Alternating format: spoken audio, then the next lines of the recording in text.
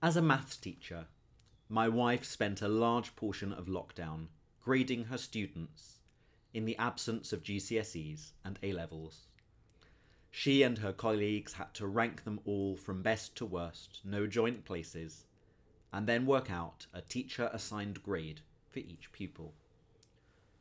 On Yom Kippur, tradition tells us that God seals the book of life, that great book whose contents determine our destiny. Our entire character, all our past deeds, all our future potential, the rights and wrongs of everything we've ever done, get summed up with a short note written in the divine hand in this book. These two processes, teacher-assigned A-level grades and God's sealing of the book of life, have something in common. They're both incredibly reductive.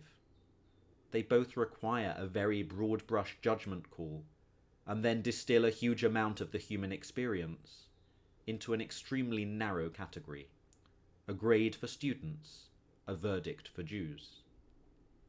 Anyone studying maths will have good days and bad days, areas of special expertise and areas in which they're less confident. Yet in the end, it all has to boil down to one category. And so too for humans. Some people are truly evil, but most of us fall somewhere on a spectrum. Yet the book of life assigns to each of us a single outcome of a divine balancing exercise. Rosh Hashanah, the 10 days of repentance, and Yom Kippur are all opportunities for prayer, which the Jewish calendar affords us before the book of life is sealed.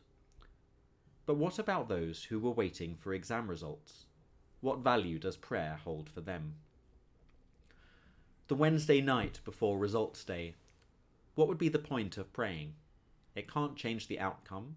The algorithm had already been chosen and its output had already been recorded. The grades were ready to go live the following morning. Prayer, however heartfelt, was not going to bring about some supernatural change to the database, swapping a B for a C or an A for a B. And yet it would have been far from valueless. It couldn't change the outcome, but it could change the students' reaction. It could help prepare them for a difficult day. It could help them calmly to evaluate their options. It could help them forgive the system which so badly let them down. It could help them forgive themselves if they felt they'd let themselves down. Prayer can make a difference, even if that difference isn't to settled reality. How about earlier in the process? Would praying have made a bigger difference a few months earlier when Manuela was deciding on her pupils' grades? In a practical sense, probably not. The evidence base on which teachers took their decisions already existed. The algorithm may not have been finalized yet, but prayers are directed to God, not to the Department for Education, and it seems unlikely that they could have had much influence in that direction. Then again, prayer could still offer the same benefits as before, helping someone to cope, helping someone to carry on. Even at the very beginning of year 13, before school closures were even on the horizon, prayer would have been a very double-edged sword. It couldn't help students become good at maths if they simply lacked aptitude. It couldn't help compensate for time wasted in the past or for a lack of effort put in previous years. Yet it could focus the mind, strengthen determination, set a marker to break with the past, and begin a new and better chapter. Religion, prayer, these things are not magic. They cannot achieve the supernatural. And yet, like magic, they can achieve a range of different things in a range of different circumstances. Religion and prayer aren't necessary. People can achieve these effects with other tools, from meditation to yoga to simple determination, but it's one tool that has served the Jewish people well. As morally imperfect people living in a world of temptation, we are given chance after chance to do the right thing.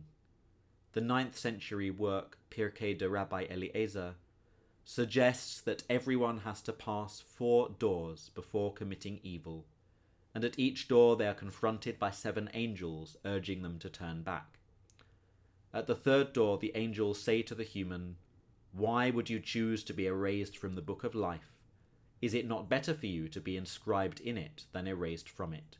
Hear us and turn back. Whether we believe in a book of life or not, whether we see it as reductive or not, Yom Kippur is yet another door when we are given a chance to turn back. This day, to focus our minds on how we are, is the biggest opportunity of all. We'll all get graded one day, possibly by a very unfair algorithm. Yom Kippur calls on us to use all the influence we can to improve the evidence base on which we will be written up in the Book of Life. Ken Yehi Ratzon, may this be God's will.